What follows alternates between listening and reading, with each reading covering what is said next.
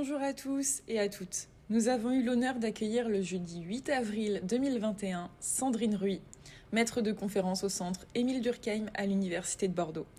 Celle-ci est intervenue dans le cadre d'une conférence sociologique s'inscrivant dans notre cycle Les grandes figures contemporaines. Elle aborde l'intervention sociologique chez Alain Touraine.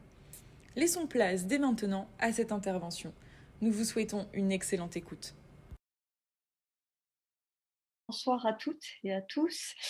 Alors je vous remercie, vraiment de me donner cette occasion de venir échanger avec vous, hein, dans ce cycle. Donc là, ce soir, c'est d'Alain Touraine dont il sera question, qui voilà, et avec les sociologues que vous avez mentionnés, Bourdieu, Boudon, Crozier. On pourrait rajouter Morin, qui est Edgar Morin, qui fait partie de ces sociologues qui, depuis les années 50, hein, ils ont tous contribué à structurer la discipline, la sociologie dans ses développements contemporains. Donc on le fait dans des conditions un peu étranges, mais maintenant je crois que c'est devenu notre ordinaire. En tout cas, je voulais partager un certain nombre de... Excusez-moi, il y a un problème de son. Vous m'entendez pas?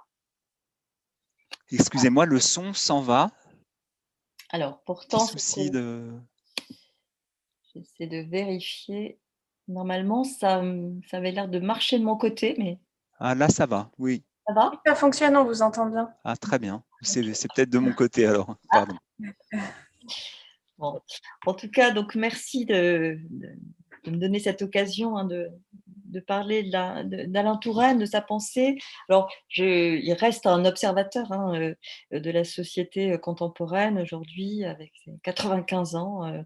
Il a un regard quand même tout à fait important sur le monde social, la modernité. Et depuis les années 50, on pourrait dire depuis son premier ouvrage, hein, qui s'appelait L'évolution du travail ouvrier aux usines Renault. Hein. Et je reviendrai sur cette dimension de sociologue du travail qu'il a été, jusqu'à plus récemment, hein, des ouvrages parus en 2018, l'un qui s'appelle Défense de la modernité et un sur Macron, hein, Macron par Touraine. Donc c'est dire à quel point il reste tout à fait ancré dans le monde tel qu'il va. Alors ce soir, ce que je vais vous proposer, c'est alors pas du tout de chercher à être à la hauteur de l'œuvre immense, hein, et absolument dense.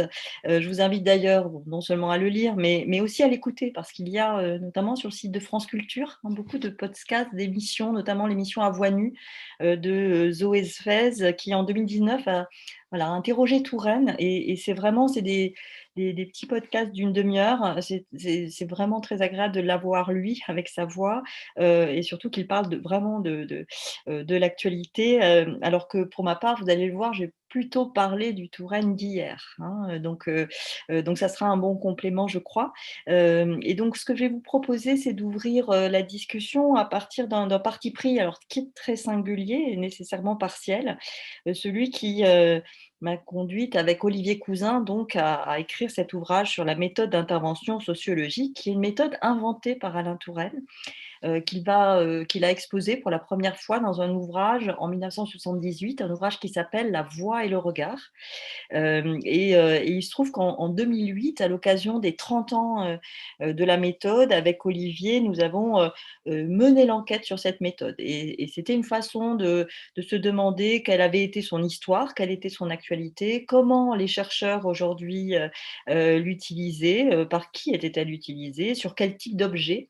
Et il se trouve qu'Olivier Cousin et moi-même, comme d'autres, hein, nous sommes des utilisateurs de cette méthode dans nos travaux de sociologues, et que nous nous reconnaissons pleinement dans la sociologie de Touraine à laquelle nous avons été formés. Et c'est important de dire d'ailleurs que utiliser la méthode de l'intervention sociologique, ça suppose de penser avec Touraine, puisque c'est une méthode qui est la pratique d'une théorie. Hein, et donc une méthode au sens plein du terme. Hein, on pourrait faire le pendant avec la méthode de la cure analytique, hein, qu'invente Freud, et qui est une méthode qui est très liée à sa théorie psychanalytique. Hein. En même temps qu'il pense sa théorie, il invente la méthode pratique, hein, qui va permettre à la fois de produire de la connaissance, mais aussi de traiter ses patients.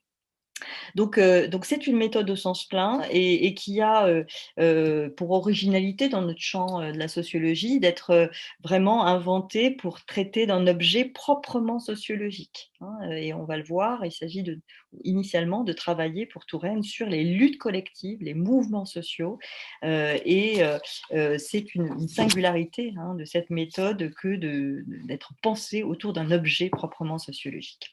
Alors, vous allez le voir, de parler de la méthode, ça permet quand même justement eh bien, de parler de la théorie Touraine, de son regard sur le monde. Et c'est ce que je vais vous proposer de faire. Donc, dans un premier temps, je vais présenter rapidement la méthode pour que vous puissiez vous représenter quels sont ses enjeux et puis comment ça se manifeste ou ça se déroule au concret. Et puis, dans un deuxième temps, je vais au fond vous proposer de chercher à répondre à la question qui est pourquoi dans les années 70 Touraine éprouve-t-il le besoin à la fois de travailler sur les mouvements sociaux, mais aussi de le faire avec une méthode singulière, d'inventer une méthode pour le faire, ce qui permettra de replacer, hein, l'origine de la méthode dans le cheminement intellectuel de Touraine, mais aussi de voir quelle est la place qu'il a accordée au mouvement social dans sa conception de l'action sociale. Et enfin, je conclurai et ça c'est un peu personnel, mais pour essayer de défendre l'actualité de sa pensée dans un contexte qui est quand même celui d'un regain conflictualité, hein, avec des mouvements sociaux à l'échelle globale, hein, en France, mais à l'échelle globale aussi, tout à fait saisissants et qui justifient qu'on se penche à nouveau sur ces conduites collectives. Alors, donc en premier moment, donc une présentation des principes et des caractéristiques de cette méthode. Donc, je le disais, ils sont présentés dans un ouvrage, La voix et le regard, qui paraît en 78. Et quelques mois plus tard, paraît d'ailleurs un ouvrage qui s'appelle Lutte étudiante, qui est en fait voilà, qui va résulter de la première mise en œuvre de la méthode, hein. Donc, la première fois où elle a été appliquée, c'est autour des mouvements étudiants, hein, et donc ces deux ouvrages marchent ensemble. Et la méthode qu'invente Touraine, elle est destinée dès le départ à produire de la connaissance à la fois sur et avec les mouvements sociaux. Et c'est important ce sur et avec, puisqu'il y a un double enjeu pour Touraine, c'est non seulement de produire de la connaissance, hein, pour comprendre le sens des luttes collectives dont il est témoin, mais il veut que cette connaissance puisse permettre aussi d'augmenter les capacités des actions des acteurs en lutte. Donc, il s'agit de les associer à la production de connaissances pour que ça participe, hein, de l'augmentation de leur capacité à agir collectivement. Donc ça, c'est important d'avoir ce point de départ. Et ce double objectif est au fond très lié à la sociologie de l'action, hein, ou autrement appelé l'actionnalisme que défend Touraine, que va développer Touraine. Puisque sa théorie, elle postule alors que d'une part, les individus que nous sommes des acteurs, c'est-à-dire que nous avons des capacités d'agir. Nous sommes définis par notre liberté d'action, ce qui veut dire que les acteurs ne sont pas totalement gouvernés, déterminés, agis par les situations, les intérêts, les habitus, hein. Vous avez appris avec Bourdieu de quoi il retournait, et même quand l'action est sous contrainte, il y a des capacités, une liberté d'action chez les individus. Ça, c'est quelque chose qui est très puissant chez Touraine. Et autre élément de sa théorie, c'est le fait que ces acteurs que nous sommes, les acteurs sont capables d'analyser et d'interpréter le monde comme ils le sont capables d'interpréter leurs propres actions. Le sens de ce qu'ils font ne leur échappe pas, hein, et au fond, c'est une façon d'accorder un statut positif à la conscience des acteurs, hein, à leur conscience pratique, et surtout de partir de leur subjectivité, de prendre au sérieux le fait qu'ils sont capables de produire du sens sur ce qu'ils font, pardon.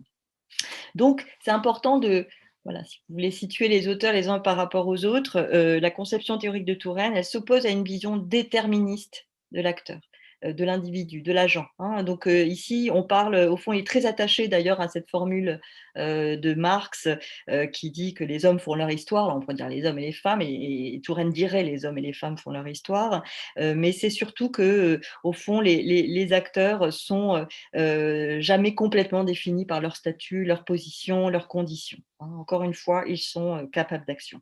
Et c'est important cet élément de la conception de Touraine lorsqu'il va penser la méthode, puisque cette méthode, elle va s'écarter d'un certain nombre de règles méthodologiques qui sont souvent utilisées ou auxquelles se conforment les chercheurs quand ils enquêtent, notamment ces règles qui consistent à mettre à distance les individus, à pas trop faire quelque chose de leurs émotions, du sens justement qu'ils formulent au nom d'une certaine neutralité axiologique. Donc ça, c'est pour Touraine, ça n'a pas de sens. Il faut au contraire que l'on puisse travailler avec les individus sur, au fond, leur subjectivité et mobiliser cette subjectivité.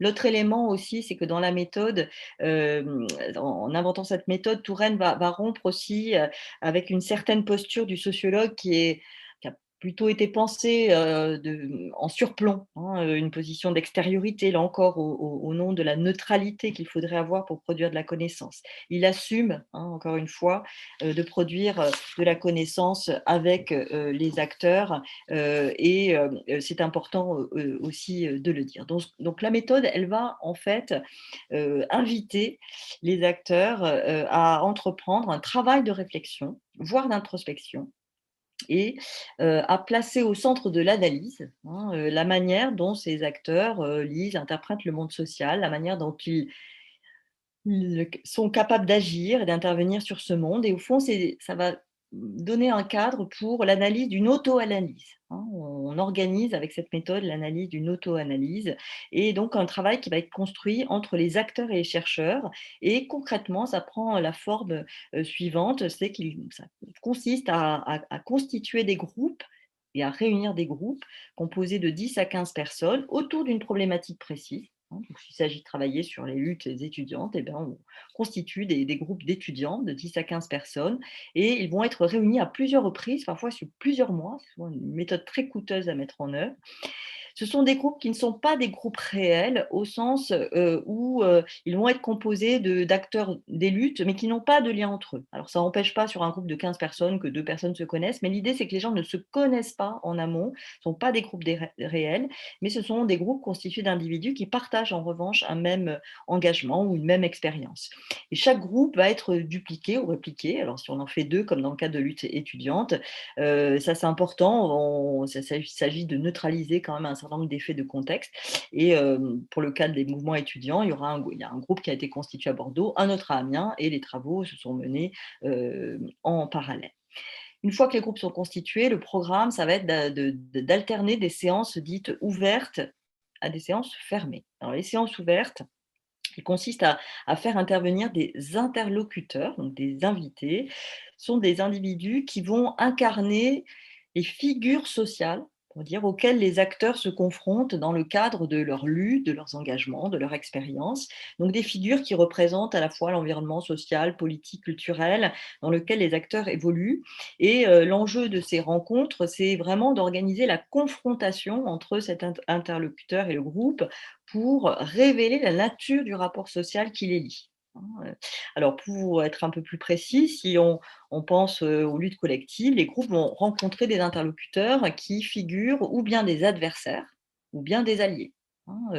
Et il s'agit d'organiser, on va dire, en circuit clos, en situation un peu d'expérimentation, d'organiser cette confrontation. Et c'est important parce que c'est une façon, au fond, de mettre en scène une réalité sociale, de la figurer, et de tester la pertinence du rapport social. De se demander est-ce que cette figure sociale, cet adversaire que les étudiants, par exemple, disent avoir, est-ce que vraiment, quand on les met face à face, ils ont des choses à se dire et est-ce qu'ils sont vraiment en opposition? Est-ce que c'est vrai de tous les étudiants ou est-ce que c'est plus ambivalent?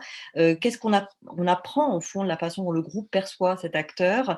Donc, c'est cette confrontation-là qui est vraiment, qui fabrique du sens utile à l'analyse.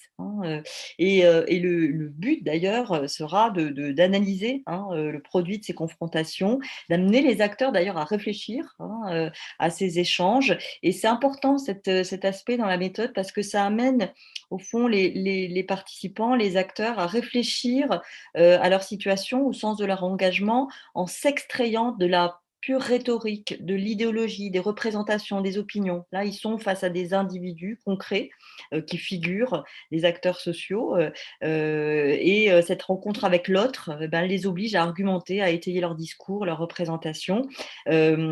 Parfois, ça conduit même à renverser les images initiales qu'ils pouvaient avoir. Donc, c'est un élément fort, ces interlocuteurs, c'est une marque distinctive de la méthode. Au fond, on pourrait prendre l'image, l'interlocuteur, c'est un peu comme la substance pour le chimiste, qu'on met dans l'éprouvette pour précipiter au sens chimique des rapports sociaux, donc les révéler et pouvoir les analyser.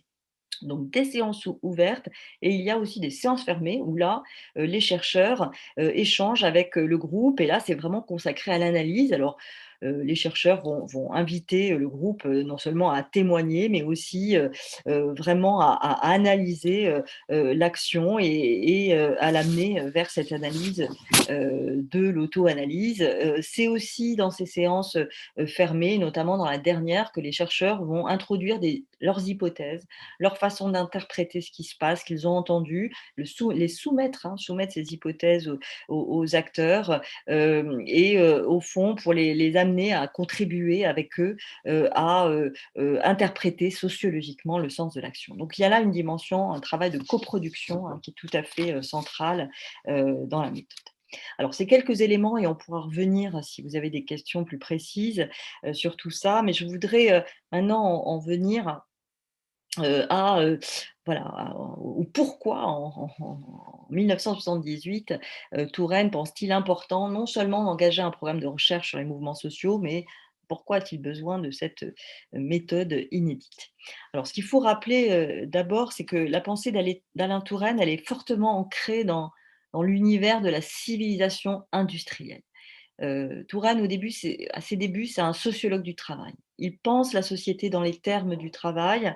D'ailleurs, dans sa jeunesse, quand il est tout jeune sociologue, dans les années 50, il a passé quelques mois dans les mines du nord de la France, avec un objectif, selon ses termes, je vous le cite, qui est de comprendre le monde dans lequel je vivais, à un moment où ma génération essayait de comprendre le monde à travers les catégories de travail, de production et de mouvement ouvrier.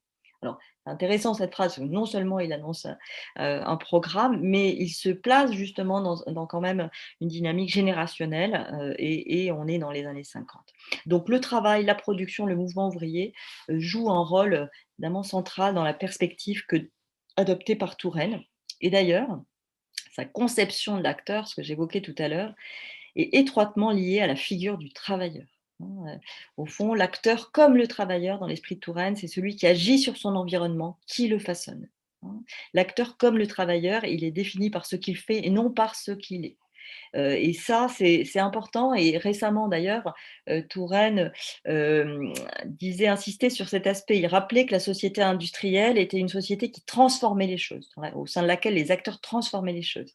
Et pour vous dire à quel point il a cette conception des acteurs transformant, agissant sur le monde, c'est qu'il faisait le pendant avec notre société contemporaine, où il dit les acteurs transforment encore, transforment toujours, mais ils ne transforment plus les choses, ils transforment les individus, les corps, les identités, les esprits. Et ça, c'est intéressant, mais encore une fois, cette notion de transformation, d'action sur le monde reste tout à fait caractéristique de sa pensée. Alors, si les acteurs agissent dans l'esprit de Touraine, ils le font toutefois dans un espace qui est structuré par des rapports sociaux, des relations entre les acteurs, qui sont des rapports conflictuels. Et l'autre mot-clé de la pensée de Touraine, c'est le conflit. Pour lui, la société, c'est un champ d'action conflictuel et le conflit est inhérent à la vie sociale. La société d'ailleurs, elle résulte du conflit, elle advient par le conflit, elle se transforme par le conflit. Mais ce qui veut dire aussi que chez Touraine, le conflit, ça n'est pas un dysfonctionnement, ça n'est pas au fond quelque chose qu'il faut étouffer. Au contraire, il faut le révéler. C'est un élément central de la vie sociale. Donc il a une vision de la société comme une structure sociale dynamique, qui est à la fois mouvement et création permanent, et en particulier parce que cette société, elle résulte de la confrontation entre des acteurs qui sont en conflit. Alors, on a aussi un autre élément, c'est que si travail et conflit sont les deux notions donc assez clés dans la pensée de Touraine, ça va l'amener à développer un autre concept assez clé aussi, qui est celui d'historicité. Alors, qui n'est pas qu'un mot compliqué. Au fond, ça renvoie à l'idée que les sociétés sont le produit d'un travail sur elles-mêmes. Pour le dire encore autrement, ce que dit Touraine, c'est que les sociétés modernes, ne sont pas le produit de l'histoire, mais elles produisent leur histoire par cette capacité d'agir sur elles-mêmes. Et c'est bien parce que les acteurs sont capables d'agir, qu'ils le font dans des situations de conflit, et bien qu'ils transforment et donnent son caractère historique à la société, qu'ils la font évoluer dans le temps, se transformer dans le temps. Et ce que dit Touraine aussi, cette notion d'historicité renvoie à une autre idée, c'est que pour se transformer, une société a besoin de se doter d'orientation culturelle, au fond d'un modèle, on pourrait le dire, je vais le dire avec mes mots, mais voilà, qu'est-ce qui est juste et utile pour la société à un moment donné.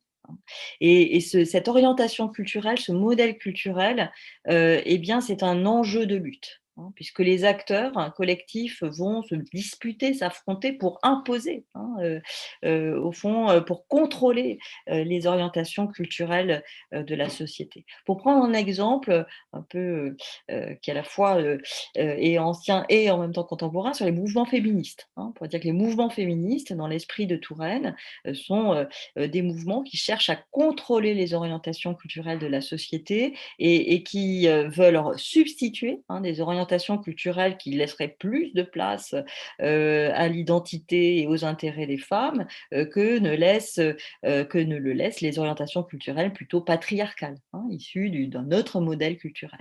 Donc l'historicité, c'est l'enjeu des luttes. C'est ce pourquoi vont se battre, s'affronter les acteurs collectifs. Et de ce point de vue-là, le mouvement ouvrier, dans la pensée de Touraine, a été vraiment le mouvement social central de la société industrielle. C'est celui qui a donné ces orientations culturelles à cette société, à ce modèle de société. La société industrielle, elle s'est construite autour du mouvement ouvrier. On pourrait le dire aussi, elle s'est construite autour du conflit de classe, c'est une autre façon de le dire, dont l'enjeu était, dans l'enjeu de la confrontation entre syndicats, ouvriers et patronat de l'autre, était le contrôle de la technique, du sens du progrès, au fond du partage et des conditions de travail. Et tous ces conflits organisés autour du travail ont structuré et donné son identité, son historicité à la société industrielle.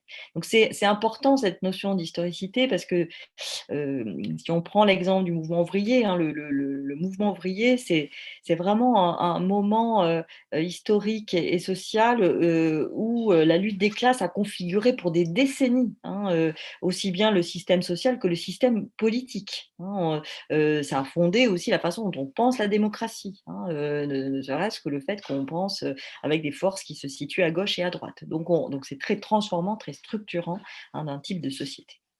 Or, pensant comme ça, dans les années 70, Touraine a une intuition, mais qui est plus qu'une intuition, c'est ce qu'il observe aussi dans les faits, c'est qu'il fait l'hypothèse que nous sommes en train de changer de modèle de société et que cette société industrielle est en train de s'effacer. C'est assez audacieux, en fait, cette hypothèse dans les années 70, parce que c'est pas comme ça encore que les acteurs pensent la société. En particulier, son approche va se démarquer des lectures sociales et politiques du moment, inspirées par le marxisme, qui croient encore et qui sont très attachés à l'époque à penser l'antagonisme entre les forces sociales comme le résultat des contradictions du capitalisme. Or, Touraine, à partir du mouvement de mai 68, il va prendre ses distances avec cette lecture-là parce qu'il a le sentiment que la conflictualité, elle ne se joue plus dans les termes stricts des rapports de production et de domination. Elle ne se joue plus, elle ne peut pas être pensée dans les termes de la pensée critique et du structuralisme.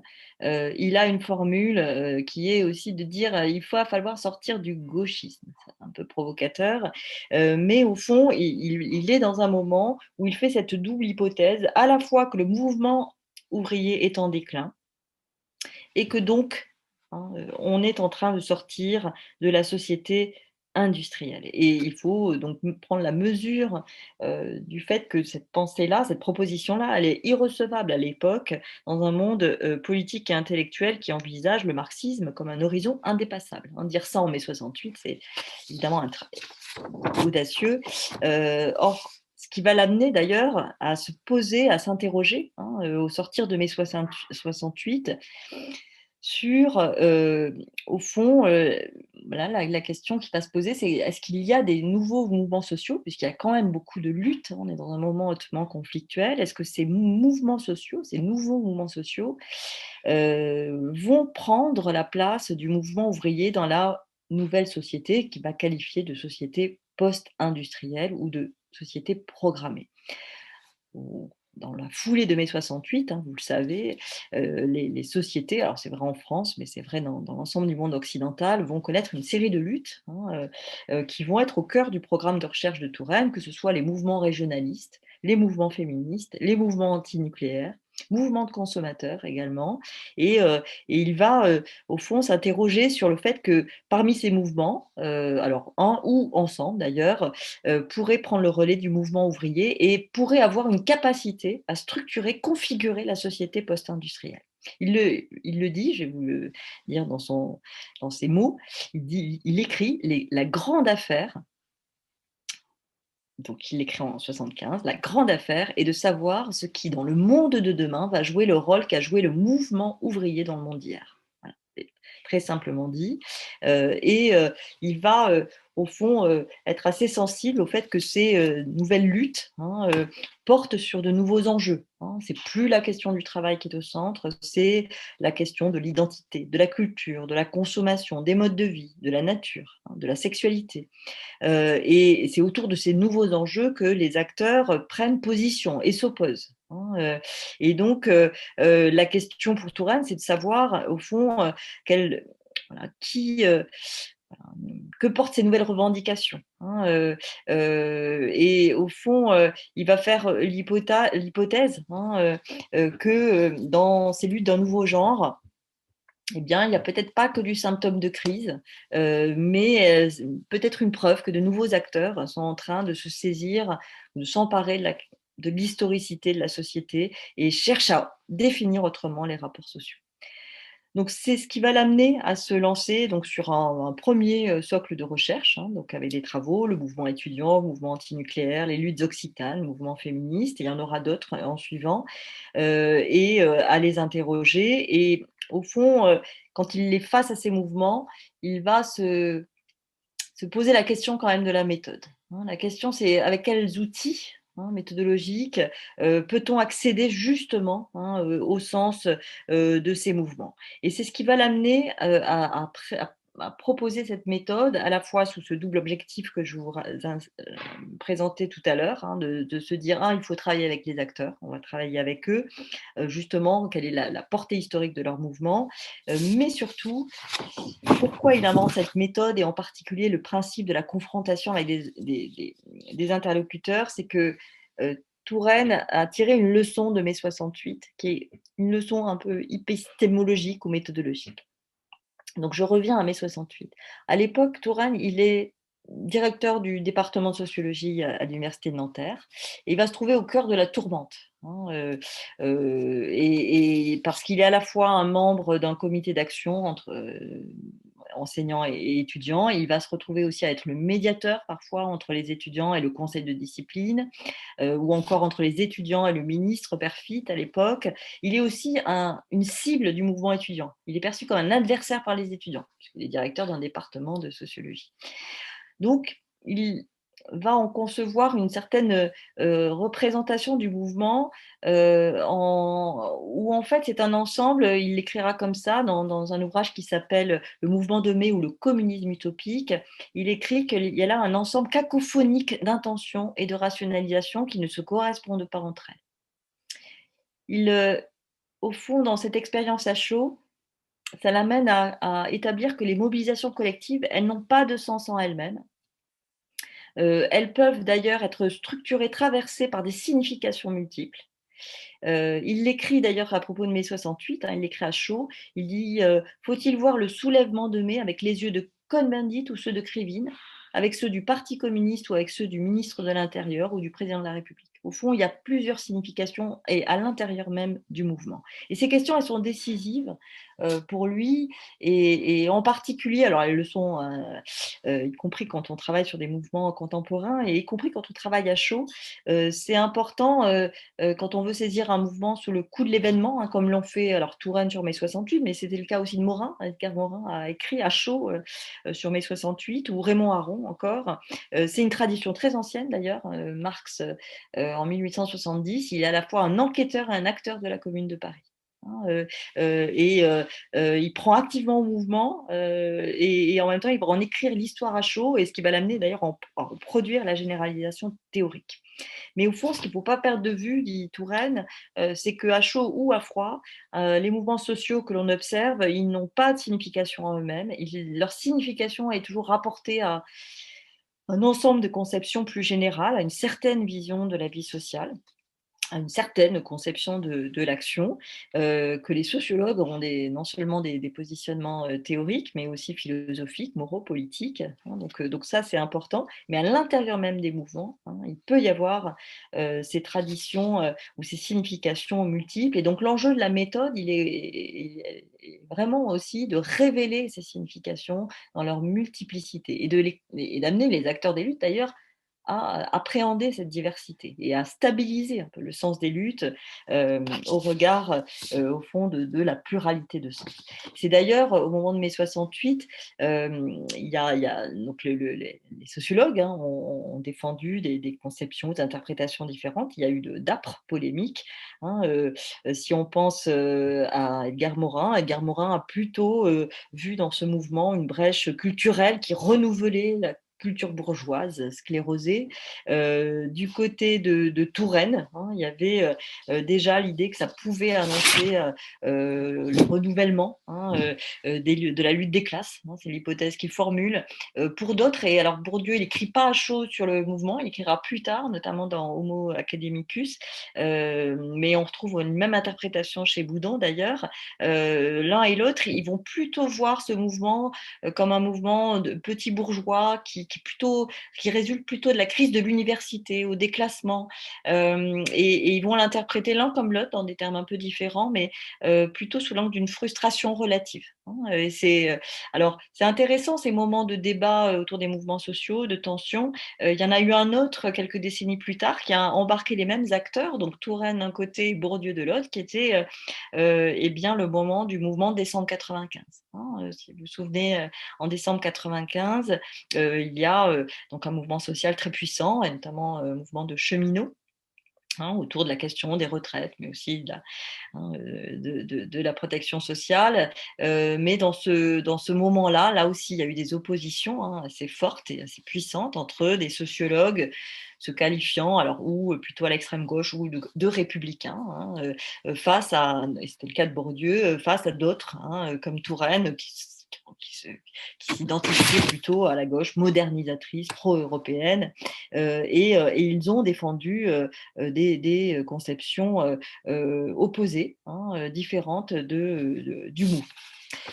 Alors, le programme de recherche que Touraine a engagé sur les nouveaux mouvements sociaux, donc il va durer quelques années. Donc il a travaillé avec une équipe de gens que vous connaissez peut-être, qui sont devenus tous des sociologues après, que ça soit par exemple François Dubé, pour citer un collègue bordelais. Donc il y a toute une équipe qui a, dans les années 70-80, mené ces enquêtes. Mais le résultat, même s'il y a eu des livres et que ça a produit de la connaissance intéressante, ça a été pour eux un constat d'échec. C'est que Touraine à l'issue de ce programme, eh bien, il considère que sa quête d'un mouvement social pouvant remplacer le mouvement ouvrier dans la société post-industrielle, eh bien, cette quête a été vaine. Et au fond, la lecture, la connaissance qu'il va produire sur ces mouvements, c'est plutôt de considérer que ces mouvements, au fond, étaient des luttes importantes, des luttes significatives, mais n'avaient pas la charge en mouvement social du mouvement ouvrier.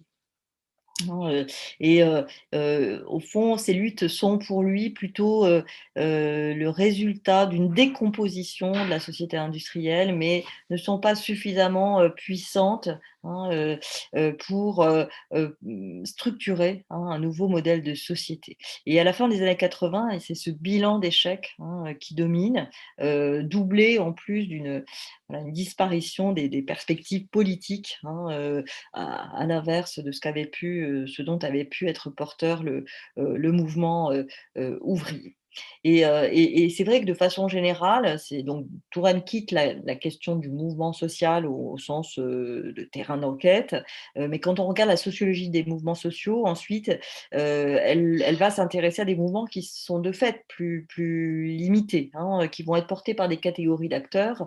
Vous vous souvenez sans doute de ces luttes dans les années 90, les mouvements de chômeurs, de sans-papiers, de sans-logement, donc beaucoup de conflictualités, mais qui n'ont là aussi, ne sont jamais parvenus à avoir une portée de transformation sociale, telle que celle du mouvement, ouvrier. On pourrait dire la même chose des mouvements altermondialistes des années 90 également, qui font l'objet de beaucoup de travaux, et qui avaient pourtant une dimension très globale, très transnationale, qui là aussi, n'ont pas non plus transformé les sociétés en profondeur. Et de fait, la méthode de l'intervention sociologique, à partir des années 90, voilà, elle a été utilisée, sur d'autres autour de pour traiter, travailler d'autres types d'acteurs, d'autres formes d'action, d'autres objets, parfois très éloignés de la problématique des mouvements sociaux. Elle s'est emparée de conduites, d'expériences sociales, plutôt caractérisées d'ailleurs par, la perte de sens ou la désorganisation. Si vous Je vous donne quelques exemples, mais le travail qu'a fait François Dubé sur, la galère, c'est les jeunes de banlieue, jeunes marginaux de banlieue, ou Didier Lapéronie dans le ghetto urbain plus récemment, ou encore le travail de Philippe Bataille sur les malades du cancer. Donc les chercheurs qui ont utilisé cette méthode, c'est moins pour travailler des mouvements sociaux, que, pour s'intéresser à des expériences sociales parfois critiques, mais qui, voilà, interrogent, aussi, des formes d'expérience, aujourd'hui. Et d'ailleurs, on a un glissement et c'est vrai, c'est le même cheminement que va faire Touraine, d'une sociologie des mouvements sociaux à une sociologie de l'expérience, puis il y a une sociologie du sujet, et le sujet est devenu le concept, fort de la pensée, de Touraine, de ces dernières années. Il en a fait, la clé de voûte, au fond, de son regard sur le monde. Et au fond, la question, en travaillant cette question du sujet, Touraine, se pose au fond la même question qu'avec, le concept de mouvement social. Ce qui l'intéresse, c'est de chercher à comprendre comment l'individu parvient à se construire comme un acteur, et c'est cette capacité de l'individu à être un acteur qu'il va appeler le sujet. Je suis un sujet en tant que je suis capable, d'être un acteur, de maîtriser mes capacités d'action, de maîtriser le sens, de ma vie, et que je suis capable de résister ou d'échapper aux contraintes sociales qui me définissent de l'extérieur. Je suis capable d'avoir une vie digne et de maîtriser le sens de ma vie. Ça, c'est vraiment, ce qui anime Touraine, qu'il s'intéresse, aux femmes ou à l'expérience, aux injustices ou au regard plus global qu'il porte sur, la modernité. Alors pour terminer, je voulais, au fond, dire que même si il y a eu des évolutions, de la méthode, des objets, et on pourra revenir dans la discussion sur, ces évolutions, il me semble qu'aujourd'hui, on est dans un contexte, où, le regain de conflictualité, et notamment depuis le début des années 2010, vraiment, justifie, au fond, qu'on pense avec Touraine et qu'on utilise cette méthode justement sur des mouvements, contemporains. Avec le même programme, au fond, ça serait parfaitement justifié. Alors, D'abord parce que on assiste, et ça c'est une étude de travaux qui le montre, mais des choses que vous voyez à l'œil nu aussi, c'est une nouvelle vague de contestation et que, alors qu'on peut faire débuter à la révolution des casseroles islandaises en 2008, vous savez après la crise des subprimes, ou au printemps arabe de 2011, hein, mais en tout cas au tournant des années 2010, on va assister à une déferlante de mouvements avec notamment une déferlante d'occupation de places. L'occupation des places à Tunis, Le Caire, Madrid, Québec, Paris. Voilà, si vous pensez à Nuit debout, au fond, on a une sorte de vague globale de protestation, pour reprendre les termes d'une chercheure, et avec des traits communs dans ces mouvements, même s'ils ont des causes différentes. Certains contestent les politiques d'austérité, justement après la crise financière de 2008, mais aussi eh bien, les dégradations environnementales ou le peu de soucis que l'on porte aux problématiques environnementales, la question des migrants, la défense des droits humains. Le regain des luttes féministes, on a une variété de causes, mais il y a quelque chose de commun dans ces revendications, c'est une forte dimension politique. Forte dimension politique avec au fond des luttes qui ciblent souvent les gouvernements. Le politique, voilà, c'est pas les patrons, l'adversaire, mais ce sont les autorités en place qui sont mises en cause, dont on remet en cause la légitimité, la responsabilité politique. Et au fond, il y a des mouvements de tout type, de jeunes ou de moins jeunes. Les mouvements de jeunes sont importants, qui vont revendiquer que le principe démocratie soit respecté. Mais donc il y a cette dimension politique qui est tout à fait importante. Alors, c'est des mouvements qui ont d'autres caractéristiques communes. On pourrait parler de l'usage des ressources numériques, les réseaux sociaux, etc. Ils ont aussi cette caractéristique d'être très ancrés souvent localement, encore une fois, de chercher à occuper la place, et à tous les sens du terme, ou le rond-point, si on pense aux Gilets jaunes. Mais ils ont aussi un autre élément qui les caractérise, c'est le fait de se méfier de tout principe de représentation, de délégation, de leadership. Ce sont des mouvements souvent qui ne veulent pas de leader. Pensez là encore aux Gilets jaunes, qui se tiennent à distance des organisations traditionnelles et notamment de ces acteurs qui sont très chers à Touraine, que sont les syndicats ou les corps intermédiaires au sens général. Donc ils se défient de toute tentative de récupération et du coup, ils sont devenus insaisissables. Ces acteurs collectifs aujourd'hui en lutte, si on regarde ce monde-là avec les yeux de Touraine, mais ça a un peu interpellé d'autres, on ne sait pas les qualifier, on ne sait pas les saisir. Regardez toutes les discussions d'ailleurs qu'il y a eu au moment du mouvement des Gilets jaunes. On a au fond la qualité des contestataires, elle l'interroge. Et ce faisant, la qualité de l'adversaire interroge aussi. Contre qui ces acteurs sont-ils en lutte? Et alors, ce qui est intéressant, c'est que du coup, on a une tendance à des travaux aujourd'hui à réactualiser une approche en termes de classe. En termes de classe, on sait que depuis les années 60, au fond, la base sociale des protestations, elle a glissé de la classe ouvrière vers les classes moyennes. Dans les années 70-80, c'est plutôt le haut des classes moyennes, avec les luttes qu'on évoquait tout à l'heure. Et aujourd'hui, on aurait plutôt la frange inférieure de ces classes moyennes qui s'associent souvent à des composantes des classes populaires, mais voilà, qui vont essayer de se mobiliser autour des questions d'insécurité sociale, économique, environnementale, qui sont voilà, qui sont mises en avant en dépit de la variété, la grande variété des conditions d'existence souvent des acteurs. Donc au fond, face à des mouvements qui apparaissent insaisissables, qui le sont aussi parce qu'il y a, à la différence d'hier, du monde d'avant, il y a peu d'idéologies structurées de référence. Il n'y a pas d'ailleurs un seul socle idéologique complètement univoque. En revanche, pourquoi c'est important de travailler ces mouvements, de s'y intéresser et de le faire avec cette méthode qui permet de révéler le sens des mouvements? C'est au fond parce que ces mouvements, ils ont déjà des effets politiques. Au fond, on ne sait pas trop les qualifier, mais ils ont déjà des effets politiques. Parfois si on pense au mouvement des indignés en Espagne, hein, avec une traduction institutionnelle, ça a été le cas de Podemos. Donc là, on est plutôt à la gauche de l'échiquier. Parfois, en amenant au pouvoir des forces plutôt populistes, illibérales, hein, si on pense à des mouvements tels que le Tea Party ou Pegida également. Donc il y a déjà des effets politiques. Il y a aussi déjà des effets culturels. Et ça, c'est intéressant, que ce soit si vous pensez au mouvement environnementaliste, écologiste ou au mouvement féministe, hein. Les choses bougent au plan des orientations culturelles, même si ça ne transforme pas profondément la société, il y a une efficacité, hein, là à imposer de nouveaux voilà, une nouvelle façon de voir les rapports entre les hommes et les femmes, le rapport à la nature, le rapport aux animaux, hein. On sent que les choses se transforment en la matière.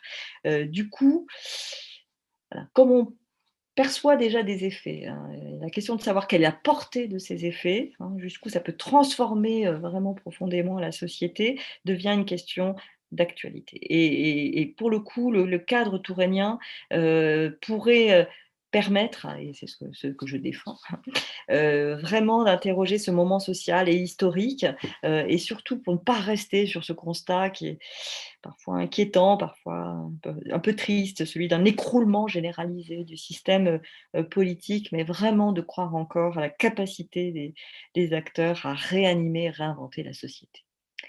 Merci de votre attention.